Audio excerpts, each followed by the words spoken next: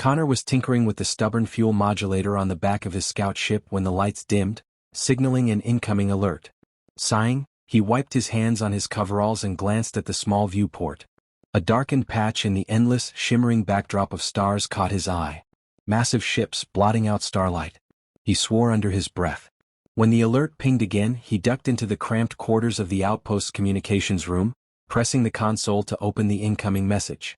The image on the screen flickered, and then a Glaythrian filled the screen, its figure both vaguely humanoid and unsettlingly alien, with gleaming, segmented eyes and silver skin that looked more like metal than flesh. "This sector is under Glaythrian control," it intoned. The voice was hollow, almost disinterested, like it wasn't speaking to an equal but rather an inconvenience. "You will evacuate immediately?" The transmission cut off as abruptly as it began, and the screen reverted to static. Connor stared at the screen, mind racing. Earth had always known the Glaythrians were out there, but contact with them was rare and for all intents, unwelcome. For a vast, technologically advanced civilization, Earth was a speck. It didn't matter. Connor scrambled to the central console, bringing up the other crew members on comms. "All units, this is Connor. We've got a Glaythrian fleet in orbit. They've ordered an evacuation." The rest of the team responded with murmurs of shock and confusion. Alex, a seasoned biologist, voiced what everyone was thinking. "We're in the middle of mapping this sector's biosphere. Are they just kicking us out?" "They barely see us as sentient," Connor muttered. "Just do a quick sweep and prep for takeoff." He switched the comms off, preparing to relay the evacuation orders back to the outpost commander. But as he did, another signal crackled through, a distress signal, this one faint, clearly not Glaythrian. Connor paused, listening closely. The signal was patchy, but he caught bits of the message. "This? Vektari cruiser. Under attack. Requesting immediate aid?" Connor's heart clenched. The Vektari were a lesser-known alien species, reputedly peaceful. They weren't even remotely in the Glaythrians' league. They didn't stand a chance. Connor turned on his heels, already plotting coordinates to the distress beacon's location. As he moved, Alex's voice crackled in his ear. "Connor, are you getting that transmission?" "Yeah," he replied, already prepping his ship's engines. "What are you doing?" Alex's voice rose, tense with disbelief. "You're not seriously thinking of—" "Connor, this isn't our fight. If we help them, we'll only make things worse for Earth." Connor stopped. "So we leave them to die?" "Yes. The Glaythrians barely acknowledge us, and I'd like to keep it that way. Who cares about the Vektari? They're not Earth. If we get involved, we're the ones who'll get burned." Connor gritted his teeth. "Maybe we don't matter to the Glaythrians, but we matter to the Vektari. They asked for help. You're going to jeopardize all of us for them?" Alex sounded incredulous. "For all we know, Earth will disown us. Do you want to go back to Earth a criminal?" "Better than living with myself knowing I could have done something," Connor snapped. He closed the comms, sealing himself in the cockpit, and launched. The Vektari ship was only a few minutes away, hidden just beyond the outpost's perimeter. As Connor drew near, he could see the sleek, crescent-shaped cruiser firing erratically at two Glaythrian interceptors that circled it like vultures. The Vektari ship was clearly outmatched, its engines sparking, hull plating buckling. Gritting his teeth, Connor pushed his ship to full throttle, closing in on the nearest Glaythrian interceptor. His ship's weaponry was primitive by galactic standards, but Connor aimed carefully, targeting the weaker points in the alien ship's shielding. He let loose a stream of fire. His shots struck true, sending one of the interceptors spiraling away, its systems sparking from the damage. Connor moved between the Vektari cruiser and the remaining Glaythrian interceptor, drawing its attention.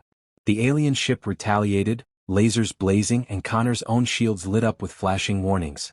But he didn't flinch. He banked hard, leading the interceptor on a chase, keeping it distracted while the Vektari ship sped out of range. After a tense few minutes, Connor managed to cripple the second interceptor with a well-placed shot. When the dust cleared, the Vektari cruiser hovered beside him, battered but intact. A faint voice crackled over his comms. "Human ship, thank you. You saved us." Connor allowed himself a moment to breathe. No one deserves to die just because they're in the way. "Get out of here before they send reinforcements." The Vektari ship moved off, disappearing into deep space. Connor watched them go, feeling a strange mix of relief and dread. He knew he'd broken protocol, defied Earth's mandate to stay neutral. But he couldn't shake the feeling that he'd done the right thing, even if the rest of the universe seemed indifferent. In the grand scale of things, his actions probably didn't matter. But to those Vectari lives he'd saved, it mattered more than anything. Back at the outpost, Connor barely had time to dock his ship before he was summoned by the Earth Federation representative. The call came not as a question but as an order. Connor was to report immediately. As he made his way to the briefing room, his stomach tightened. He'd known there would be consequences, but that didn't make them easier to face. The Federation Council was primarily made up of diplomats, not fighters. They were focused on one thing: keeping Earth's fragile place in galactic society secure. He just risked that place. The council members' expressions were unreadable as he entered, though the tension was palpable. Commander Reynolds, the lead representative, fixed Connor with a stony glare. "Connor," she began, voice cold.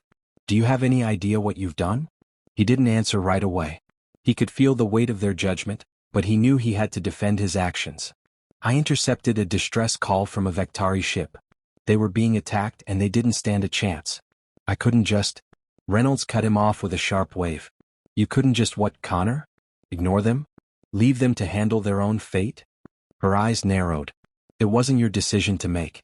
We have protocols for a reason." "They would have died, Commander," Connor argued, trying to keep his tone steady. "Maybe they don't matter to the Glathrians or even to us on a political level, but those lives matter to someone. It was the right thing to do." Reynolds' expression remained unmoved. "And now the Glathrians have demanded a formal apology from Earth. They're asking that we disavow your actions and make an example of you. They're claiming you jeopardized their security measures in this sector." Connor felt a flash of anger. Security measures? They were hunting those Vectari. Just because they're bigger and stronger doesn't give them the right to wipe out species they consider inconvenient. "Your moral outrage doesn't change the reality, Connor," Reynolds said coldly. "Earth can't risk becoming a target. We're barely considered worthy of notice as it is, and you've risked everything just to play hero." Connor's hands clenched. "So what are you saying, Commander? That we're supposed to watch while stronger species kill weaker ones, just because it's not our problem?" Reynolds sighed, a faint flicker of pity crossing her face. "You don't understand how things work out here, Connor. You can't save everyone. The Glathrians don't care about us and we need to keep it that way. Earth won't sacrifice its future for one impulsive decision." Connor felt a hollow ache in his chest. "So what now?" Reynolds met his gaze evenly. "You're to remain in isolation until the Council reaches a decision. The Vectari have escaped for now, but they want to know who helped them. If the Glathrians press this, Earth may hand you over." Connor felt his heart sink. In their eyes, his actions hadn't mattered. But as the guards escorted him away, he couldn't shake the feeling that he'd still done the right thing. The Vectari mattered even if no one else saw it that way. Connor stared through the reinforced glass of his cell aboard the Earth Federation's base, watching the stars drift slowly by. Isolation was grueling, but worse was the uncertainty. He was stuck waiting for a council that seemed more interested in appeasing the Glathrians than defending one of their own. A soft chime broke his thoughts. The door slid open and a slender, gray-skinned alien entered, the Vectari he'd saved. Connor's heart leapt in surprise. He hadn't expected to see any allies, much less a Vectari. "Connor," the alien said in halting English, voice smooth and calm. "I'm called Lyra. You saved us." He offered a weak smile. "Didn't expect anyone would come back here for me." Lyra's expression softened, her dark eyes reflecting a deep sadness. "Our people have lost so much, hiding, running, we owe you our lives." He shook his head. "The Earth Council doesn't see it that way. They think I've jeopardized Earth's safety by helping you." Lyra's gaze fell. "Many in the galaxy think only of survival, not of honor. It's the Glathrians who make that choice for them. But you gave us hope." Connor blinked. "Hope?" She nodded. "Your actions showed us that the Glathrians are not invincible. We thought ourselves forgotten, just scattered pieces that didn't matter. But if a human, someone so small in the galactic order, risked his life for us, maybe others would stand with us too." He leaned forward, his pulse quickening. "What do you mean?" Lyra hesitated, then produced a small transmitter from beneath her robe. "There are others in hiding across this region.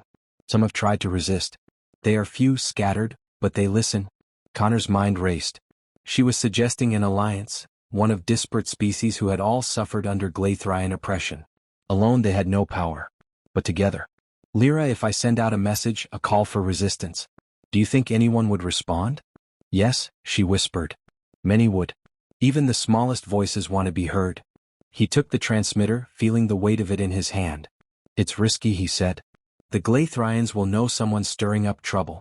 Lyra lifted her chin. They already see us as threats just by existing. There is no peace under their rule, only delay. Connor's pulse steadied. He knew the council would call him reckless again, but he'd come to see something clearer. This wasn't just about Earth or the Vectari. It was about fighting back against a power that saw entire species as inconsequential. He activated the transmitter, his voice calm as he began. This is Connor Hayes, speaking to anyone who has felt the Glaythrians' reach. We've been told our lives don't matter. That we're too small to stand up to them. But together, maybe we're stronger than we think. When he finished, Lyra's eyes shone with a quiet resolve. Thank you, Connor.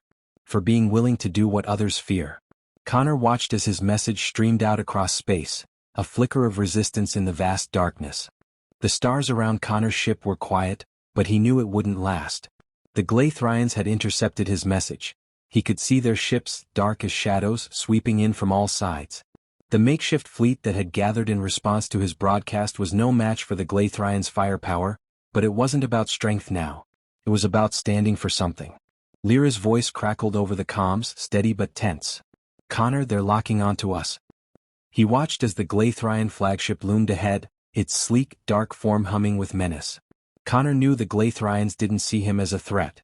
To them, this was just a routine extermination of pests, insignificant species with nothing to offer. The Glaythrian commander's voice, cold and devoid of any emotion, echoed through the open channel. To those who oppose us, your lives are fleeting. Resistance is meaningless. Disperse and perhaps we will let some of you live. Connor took a deep breath, his hands steady on the controls. He activated his own comms, broadcasting to every ship in his ragtag fleet and, if the signal reached, beyond. Listen up, everyone. I know we're outmatched. I know some of you came here today expecting nothing more than to be remembered as another small species stamped out by the Glaythrians. But we're here because we believe something else. That maybe, just maybe, if we stand together we can show them that our lives do matter. A hush fell over the comms. Then, one by one, the voices of various captains crackled in, each affirming their readiness, their refusal to be silent any longer. Connor's ship surged forward, leading the charge.